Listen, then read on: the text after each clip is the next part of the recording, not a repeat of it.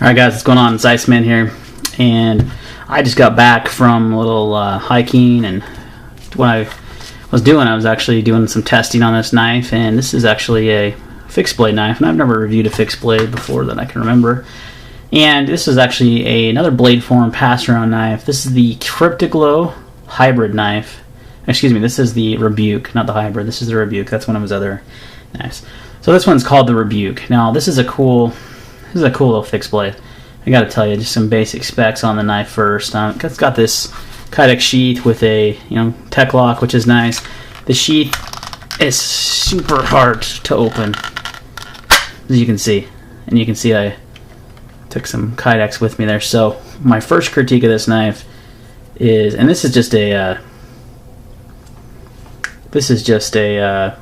what do you call it? It's a pass-around knife. It's kind of a prototype. So anyway, cool little knife though. Cool fixed blade. Real comfortable. Fits in the hand real well. So guys, medium-sized hands. It's perfect handle length for me. It's got some nice jimping here on the spine.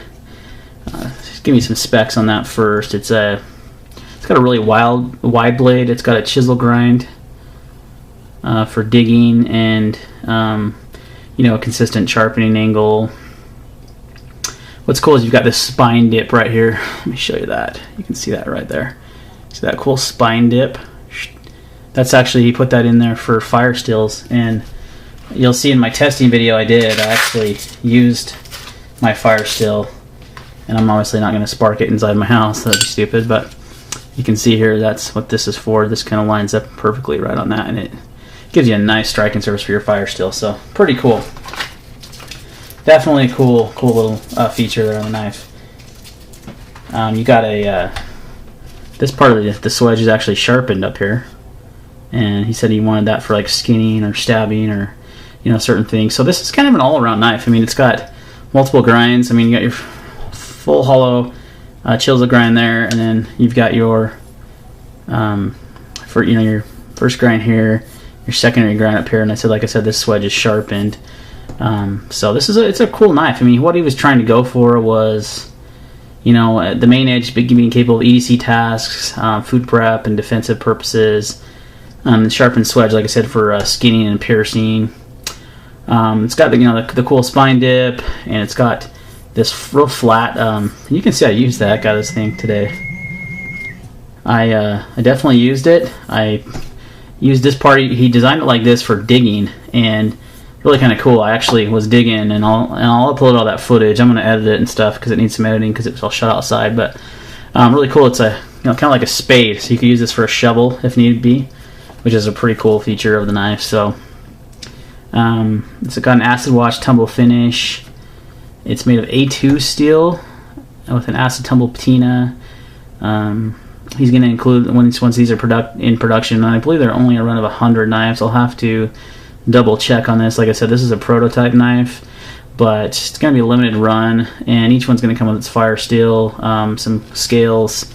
These are all nice, really nice micarta scales, and he makes tons of cool scales. You've probably seen his scales for like the ZTs. He does scales for SEs, for DPX, for a bunch of different knives, and he does those like glow in the dark ones. Well, that's kind of what he's known for. These are nice micarta scales that he included on this. So I took this up hiking with me. And did some chopping with it. Did really well for its size. It's not a very big knife. It doesn't have a really long blade, and it's got. I mean, let's do some measurements here, because since this is a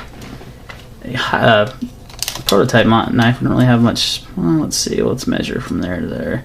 So you have about a 4.5 inch blade there, from here to the tip there. So you have about 4.5 inches. Your cutting surface on the main edge is probably about 4 inches. So it's a decent sized knife. It's on the smaller end, I'd say, for a bushcraft knife. I mean, compared to like my there's a bump on the tripod.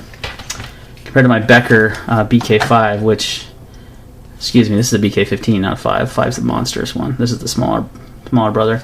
So it's got a little bit smaller blade than that knife. Similar in size though, handle length's about the same, but it's quite a bit shorter. This is definitely a different blade as a design, and I'm going to do some testing on this knife. I actually haven't even used this knife in the field yet. I got it for a nice camping, hunting knife, and I think it'll excel at that. It's got the nice micarta scales, but this knife was really cool because it's multi-purpose, and I did quite a bit of things. I batoned some wood, I did some digging with this, you know how he designed this, dug a little hole, then I did some chopping. I did a really good job. It's got some jimping here on the spine, or on the underneath the handle right here, and that helps with your chopping when you're, you know, kind of want to do this motion there. So it's a cool little knife. It was a fun little hike. It's 90 degrees outside though, so it was hot, and I tried to stay in the shade. I know of a nice little shaded area pretty close to my house. I'm pretty fortunate to live by the mountains.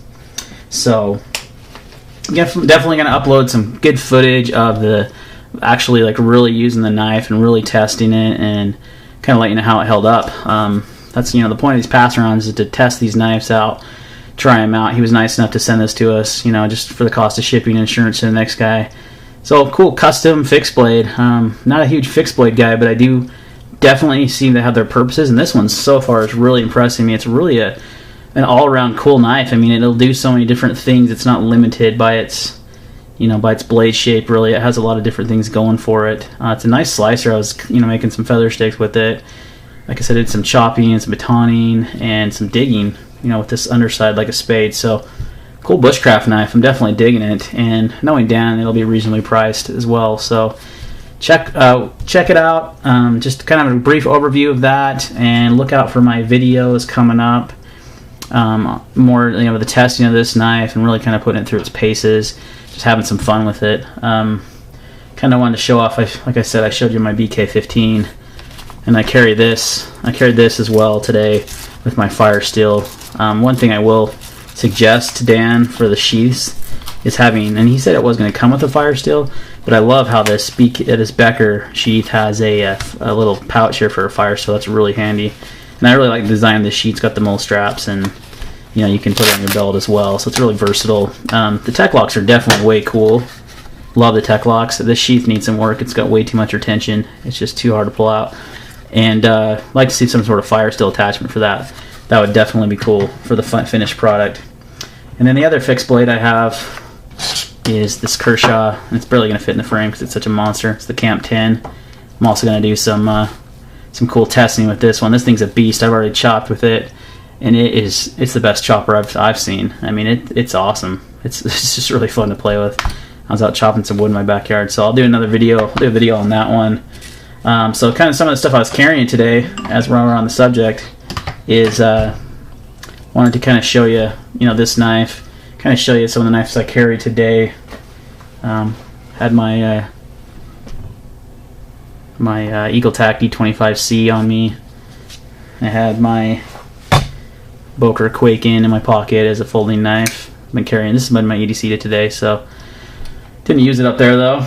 And I was also carrying my Ruger LCR 357. We do get some mountain lions in the areas that I hike sometimes, and we also get some rattlesnakes. Usually not any bears. That's pretty rare. But I like to carry the 357 for them. It's got some, you know, the extra punch. It's the LCR 357.